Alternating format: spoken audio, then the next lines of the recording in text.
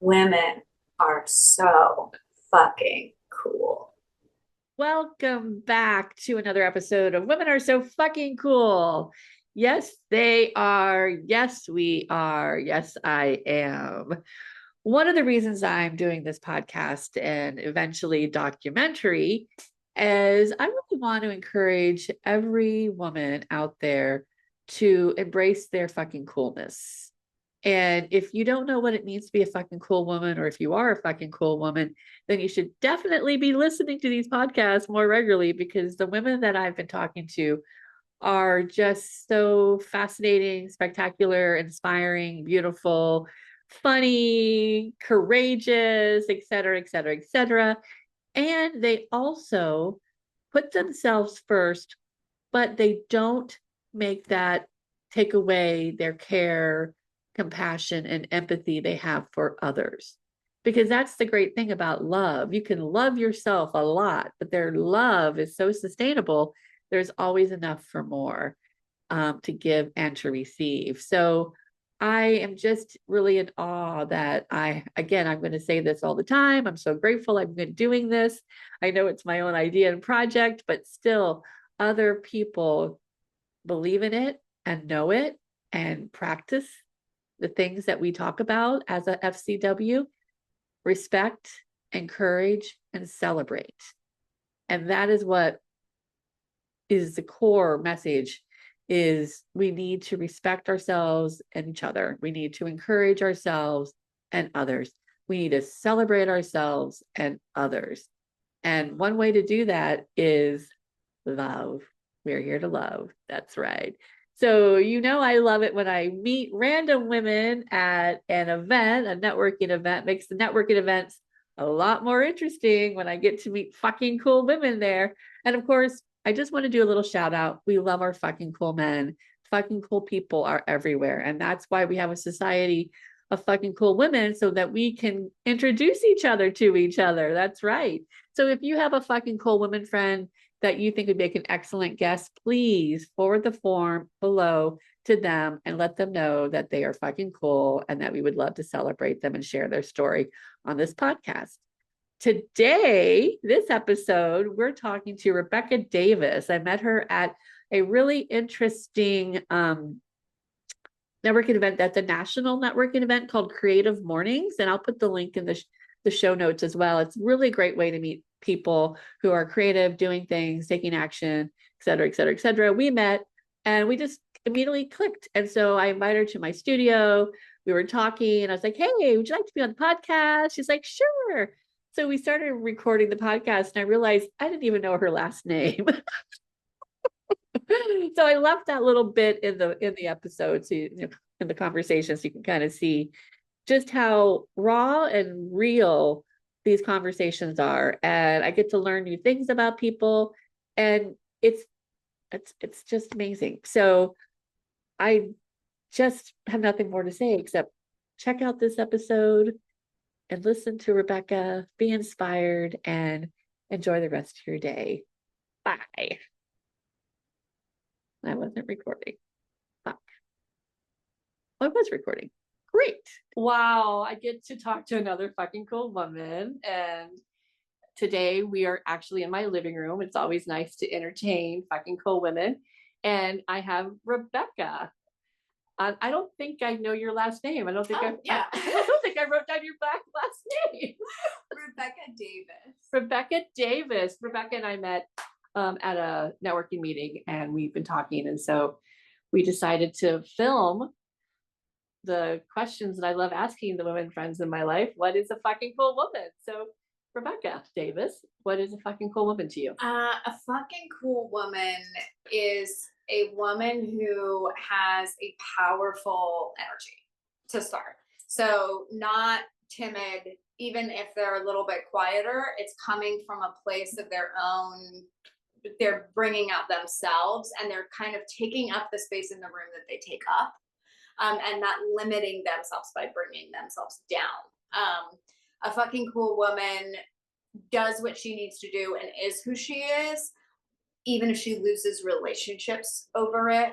even if she loses love over it, she would rather be alone than in the wrong romantic relationship or the wrong friendships or the wrong whatever, because she is authentic to herself. Um, and she is also not toxically self-empowered. So she loves others and will extend herself to others, but through her own power and her own expression rather than like outside pressures. But she's not focused on just taking over or being above others, but rather like allowing them to be themselves as well. So yeah, I think those are sort of like what I see. Yeah.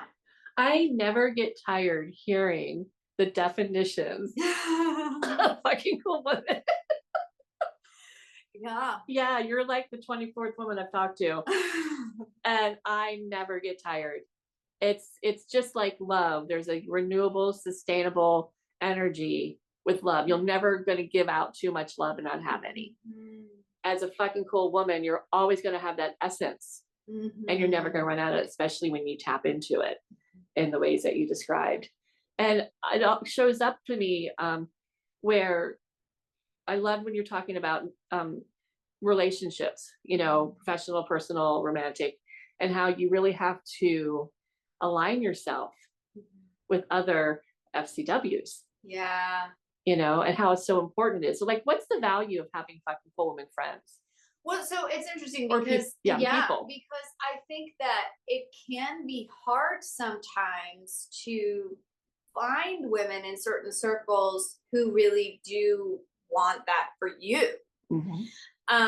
So at first, I think if you have not been as fucking cool as you could have been, and you're rising into it, it can feel a little bit like a lonely process because you're starting to recognize what to find in other people too to help replicating you and help bring out in you.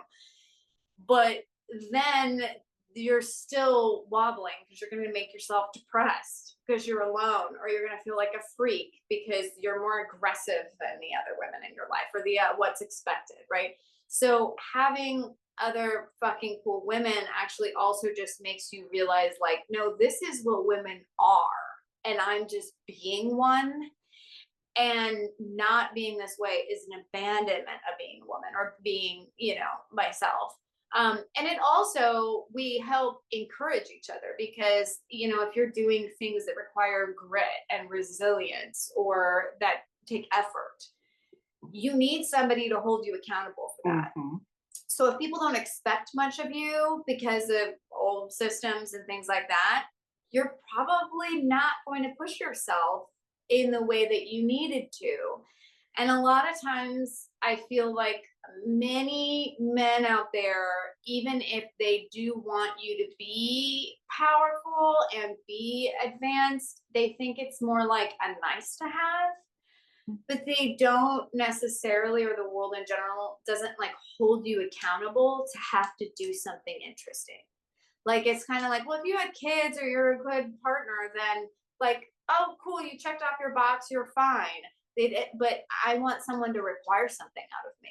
Like, I want someone to take me seriously, that like, if you didn't add anything to this planet, then that's problematic, right? And other fucking cool women can recognize that responsibility in you. Yeah, I think that responsibility is really a key word. We have a responsibility, a civic responsibility to vote, to play the game, to help our communities, you know, civically. We have a responsibility to take care of the planet, ourselves. You know, there's responsibility. There's responsibility to be a fucking cool woman. Yeah. You know, we really do.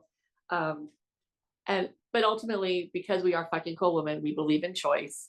So everyone has the choice to make whatever choices they want. Yes. And yes. You know, yes. And we do too for our bodies. Yes. Always pro-choice. You know. Yes. Yes. Reproductive justice. Got to say that. Can't say that too much. You know. Yeah. So tell me about some women that you think are fucking cool. Yeah. So apart from yourself, which would be cheesy and sycophantic, I recently met a woman. I love age gaps in female relationships. I have developed some younger friends who are in their early 20s. I've developed friends with women who are 1, 2, 3 decades ahead of me. And I love that because there's this like sistering, mothering, but also once you're a certain level of adult, there's a pureness to the relationship, but there's also this sharing of wisdom and this recognition of the potential in the younger person as well. And so, but I recently met a woman who is older than I am, and she is just a badass. She lives alone. She's from another country. She has a personality that she is not hiding, that like sometimes will come off like, oh, that's not a very American thing to do, but she still like brings herself into the room. And she's that type of person that would rather be alone than not herself. And I just immediately gravitated towards her and was like, yeah, you're fucking cool. And in that sense of like, one can be an autonomous woman. Like you've mentioned this, like people coming in and out of your life, love relationships coming in and out of your life, like different things, they don't last forever. You can exist as the constant in your life. Yeah. And the pillar in your life. So she represents that to me as well, of like, oh yeah, that's a vision of a self-sustaining, independent, authentic woman who is not willing to compromise that. Yeah. Anybody else? Yeah. Oh yeah, plenty. I have 3 close friends here who they all come from different cities and kind of have different backgrounds, but we all bonded because we're sort of like got that boss energy, but that kind of like we have more assertive aspects of our personalities. We have passions and goals, and we help each other sort of think through how do you get where you want to go rather than sitting down and just talking about beauty products or men or what. Like it's like, okay, what's going on with you at work? How can we help escalate this situation to management? You know, that kind of thing, or where are you at? And there's just a certain gravitas that we each respect in each other and also are allowed to carry for ourselves with each other. My mother's a fucking cool woman. She is a very different style than kind of the personality type that I'm talking about. Because everybody has like, they like the type of fucking cool woman that's more like them, but there's a whole range of personalities. Some people are much quieter, some people are much more, or they really just love being at home. But my mom, yeah, she never had a career. She raised my brother and I. She had some struggles when I was younger, and very traditional kind of background, but she has grown just like a rose that's opening up, or like aging like a fine wine, but her wisdom expands and expands and expands. And she's on this like endless path of maturing. And she owns mistakes, or even things that weren't mistakes, that were upsets, that she may have caused certain things. She owns her life and her actions and her beliefs. And I think that, I guess that helps really distinguish. It's not so much, it's definitely not a lifestyle thing. It's like, it's that ownership piece of, I hold myself responsible for life, and I'm constantly, you know, rising to another place. Yeah. So. When do you think you became aware that you were a fucking cool woman? When I moved to New York when I was 18. No, actually, it's funny because it's been a bit of a journey. There have been relationships that I was in, or specifically one where all of that identity was lost to me because it was a toxic situation. There have been moments where I've been a fish out of water in a way that I may have made compromises to kind of fit in or to survive or whatever. We all do these things. But I think at some point maybe realizing that I started making choices that did not make sense within social norms at a large and increasingly large level. And that doesn't just mean like a family structure or something like that, but more like even just core beliefs about how the world works, how we should resolve conflicts, how we should think about ourselves and each other. I started to realize I was critical of society, I was critical of pressures, and was making choices separately from those. And I think that might have led to some of that awareness. And then I recently realized that I walk in a room like confident in my body in a way that I never did when I was younger. I'm like, oh, I finally became at home in here. And that was kind of an interesting thing. Yeah, that happened to me too. I remember right when I turned 40, I was like, I finally feel like a woman. Yeah. That can happen at any, but I think there's a moment where you're just like, I'm in this, I know this woman's body now. Yeah. It is funny that it takes that long sometimes to figure out. Things take time. This is a human living body, You're in it for so many decades, and then finally it kind of clicks. Yeah. Well, I don't think we give enough grace to our aging process. There's, we nurture each other at, in our toddler stage. And I read somewhere, there was a TED Talk where the next stage that really is very influential is our early 20s. But that's when they just toss you out and go do it. Instead of nurturing and giving you support and the tools, they don't do that. And then they think you're a failure. And then that just, compounds and compounds. And so it's a really good TED Talk that this guy said, I think. Yeah. But yeah, we don't really plan, we plan for good births, but we don't plan for good deaths. Well, and another thing that brought to mind when you were saying about age is we really, a lot of times women are kind of encouraging each other on ways to avoid looking like they're aging, or to avoid feeling like they're aging. And of course, I've not met a single woman who's not like, oh, it's so much cool to be older and wiser in that sense. But there's not a lot of encouragement maybe around the acceptance of all of those phases, or ways that is I don't know, like dignified, or there's not a lot of language and encouragement around different decades as we get older. Yeah. And there should be, because thankfully now in the media you see more of it, but it's weird, this youth is glorified, and at the same time you get no tools to survive it. Right. Yeah. No, I love this word disrupting.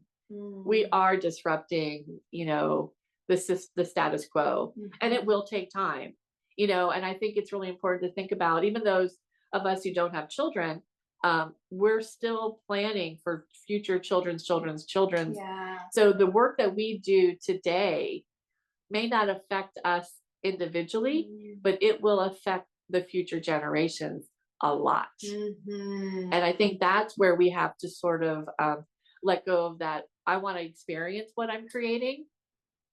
We may not get to, we got to experience what we have and enjoy it and be grateful for it, and know that we are building for the future. We may never see what we sow. Yeah. And that's a hard pill to swallow. It is. Yeah. So, but we're fucking cool women. We can fucking do it. As cheesy as this to quote, but I've always loved Glennon Doyle's "We Can Do Hard Things." Yes. I mean, it never gets old. No, and there is a song of "We Can Do Hard Things" on Spotify that I listen to. Her name is Trish something, but it's so good. So good, because we can do the hard things. We can. So as a fucking cool woman, and now you're part of the FCW Society, our core values are respect, encourage, and celebrate. So how do you apply this in your work and the podcast that you're doing?